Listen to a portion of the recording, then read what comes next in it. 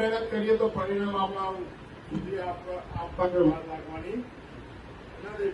પણ આ તો છેલ્લી ઘડી સુધી ટિકિટની રાહ જોઈએ, છેલ્લી ઘડી સુધી આપણે લોબિંગ કરીએ અને મળે તો ઠીક છે, ના મળે તો પછી બીજું કરીએ. હરાવવાનું કામ કોંગ્રેસ જ હરાવે, બાકી કોઈ હરાવી શકતું જ નથી.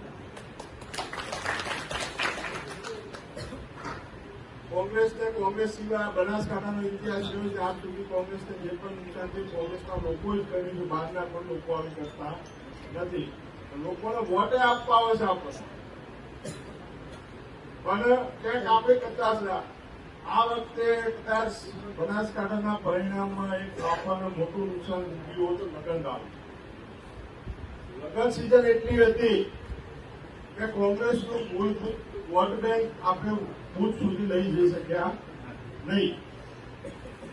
તમારા દિશામાં દલિત સમાજના સમૂહ લગ્ન હતા તો કેટલાય ગામડાઓમાં એનો ફરક પડ્યો, કેટલા લાખની સુધી એનો ફરક પડ્યો. એવી રીતે દરેક સમાજમાં લગ્ન, ઠાકોર સમાજમાં હોય, દલિત સમાજમાં હોય, અગારી સમાજમાં હોય, ચૌધરી સમાજમાં હોય, જે ઉમેદવાર આપણે અમારા મોટા ગામડાની